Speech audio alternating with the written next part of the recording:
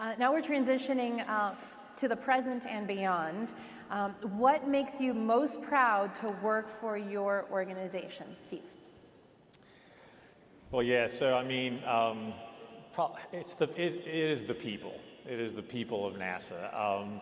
I am just amazed every day how they are dedicated to the mission of the organization. And their talent, just their sheer talent as engineers and scientists and professionals, the hours they put in. I've worked, third shift many times on testing satellites, right? We call this thermal vacuum testing, right? And going to launch, going to launches that get scrubbed many times at 2 in the morning, right? So.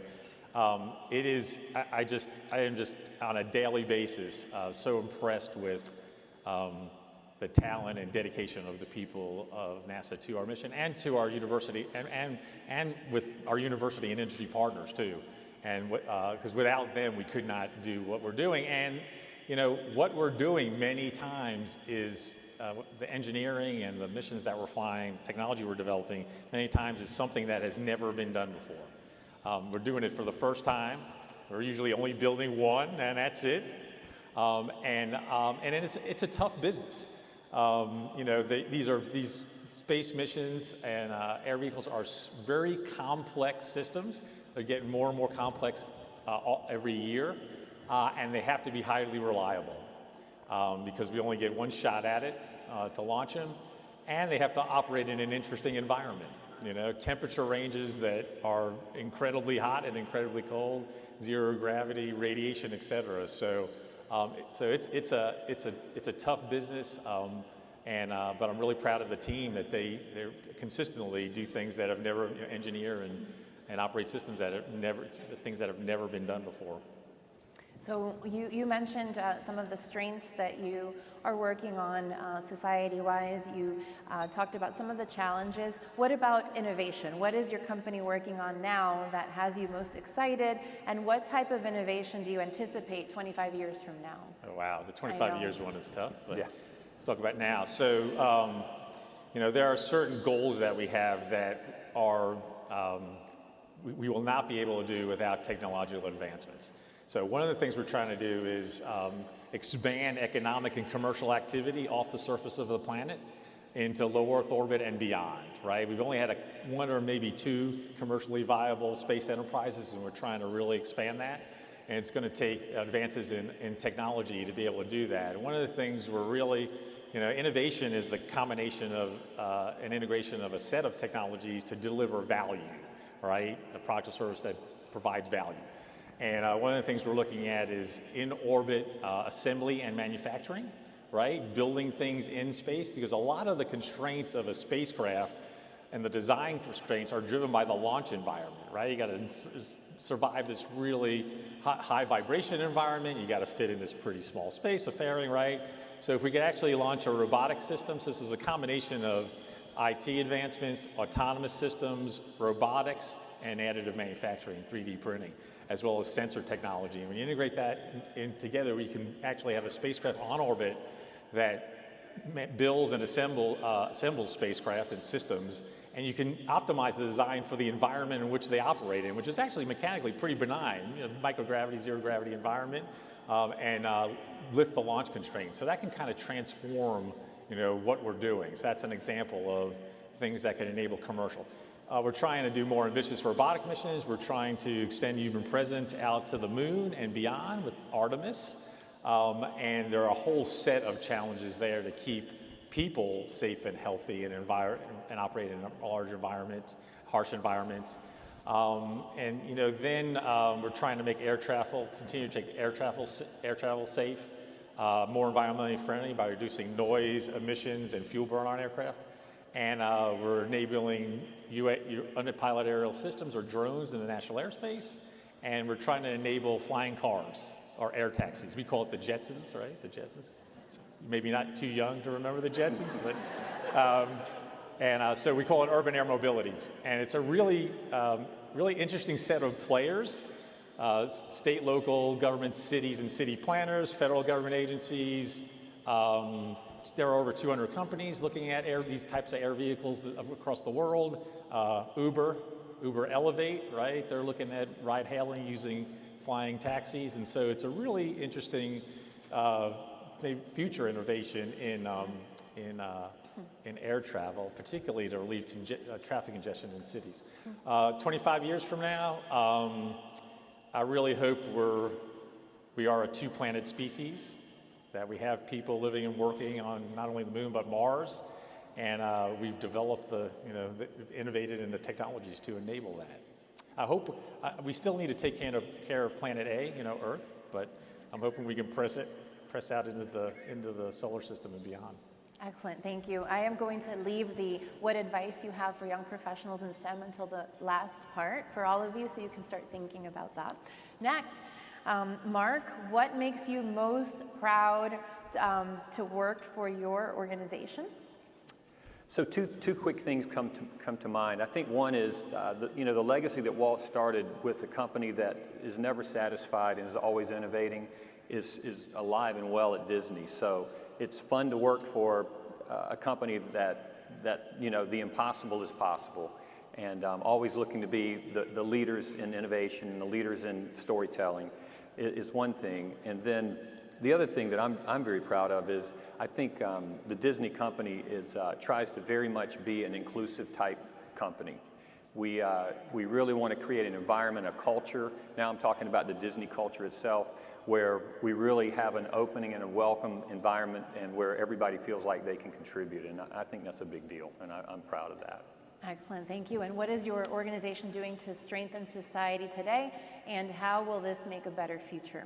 Okay, I'll give you one example. I'll make sure we're kind of staying on time here. Recently, the Disney company rolled out a program called Aspire, and I think it was a very non-selfish kind of approach to things. Every hourly cast member at the Disney company, over 80,000, have an opportunity. We'll pay for you to go back to school, no cost to you, no matter what degree you're pursuing. If you want to do something totally outside of what the Disney company is all about, we're going to support you in that regard, and we're going to help you get there, because it's a help to society and it helps those cast members. So I think that's a great testimony to what the company's all about. Excellent, yes, definitely. And what are the biggest challenges facing your industry, would you say? I think to stay relevant, right? We're in entertainment, in the entertainment business, and people have a lot of choices when it comes to how they're going to spend their entertainment time and how they're going to spend their entertainment dollars. So we're a storytelling company. We have great content. We have to make sure that we stay relevant and that people want to come and experience what we have to offer. I was talking to some folks at my table, and they experienced Flights of Passage, one of our latest attractions. It is stunning, it's fantastic, it's something that you couldn't imagine 10 years ago, and now it's a reality in our parks. So I think we have to continue to push the envelope, leverage technology, do whatever we have to, but we have to stay relevant as an organization if we're going to continue to deliver that magic that we all know and love. Okay, and you kind of touched on innovation. What innovation is your company working on now that has you most excited, and what type of innovation do you anticipate 25 years from now? Okay, yeah, that's a good one, and relevant from a facilities and attractions maintainability standpoint. We're the Internet of Things. We all are very familiar with that. Take that to 2 or 3 levels above that. We want to get to the point that we can anticipate before something breaks. We want to get to the point that the systems are really talking to us, seeing what's going on, and with the data analysis we have today, and with the power of the data analytics we have, we feel like we're right on the edge of that future that seemed like it wasn't possible even 5 years ago. But we really want to know before something breaks, and we have a chance to react to that at night when the park's closed, take care of that and avoid that downtime. Obviously, reliability is extremely important to us, and so that's a big focus. I think so the 25-year question is a tough question. One of the things that we're even pushing now, I don't know when it will happen, but the natural machine learning, I'd like to get to the point for our technicians to be able to truly have a conversation with our maintenance systems, maintenance management systems, to the point that you talk to it talks to you. Hey, what jobs do we need to complete today? And just have a conversation. It's safer, it's faster, it's more efficient. It checks all the boxes. So that's one of the areas I'm really pushing hard on now. I don't know which one will happen first. I think the systems talking to us and avoiding downtimes and data crunching will come first. But that natural learning is not too far off. Excellent, thank you. And next, Carlos, what makes you most proud to work for your organization? Yeah, I think I will say the people I work with, and I think the leadership that we have, and probably this mindset that Shell has, that whatever we do, we want to lead, we want to be number one. And I will say, even for a business like mine in lubricants, we have been number one for over a decade in terms of market share. But it's also around being the one that drills the deepest hole in the Gulf of Mexico. And in today's world, what I'm probably even more proud of is the position that our CEO has taken around climate change and the commitments that he has made in leading the industry through this transition from a world that that is heavily reliant on fossil fuels to one that is a lot less carbon intensive. And with that, you answered in a way, what is your organization to help strengthen society today, and how it's making this a better future? Do you want to expand on that? Yeah, I think because that is one of the biggest issues, and I think just looking at what happened in New York earlier this week should give you a view of that. But on the other hand, you also have the other big challenge for which we signed also the Paris Accord, which is energy poverty. So almost 2 billion people in the world don't have access to reliable electricity, and about 1 billion live with no access to electricity. So a lot of what we're doing today is to try to see how we can provide affordable energy to all of these people whilst addressing the climate change challenge that we all have. Thank you. And what are the biggest challenges you've already discussed facing the industry? Is there anything that you think stands out the most? Yeah, I think that the question is, how do you move the industry into that new energy system that is the low intensity? So a lot of what we do today is about, and this is probably also addressing your question around innovation. So one of the things that Shell decided to do in 2016 is create a whole division that is just focused on new energies, and then making significant investments in the billions of dollars just to fund and create that alternative path. So we are involved today in renewables, solar, wind, but we are also getting heavily involved in biofuels. We are also developing technologies to put LNG in ships. So a lot of that innovation has to be accelerated if we want to ensure that we can transition to that world in due course. And I think the other piece, which is also, and for a lot of those who are in attendance today, is to support startups, to support innovation. So, a lot of the solutions that we're going to have to use to get to that world will come not only from big companies like ours, but will come from small startups and ideas that I'm sure will generate here in this audience. Excellent. And where and what types of innovation do you anticipate 25 years from now? Yeah, I think it's all going to be in that same vein.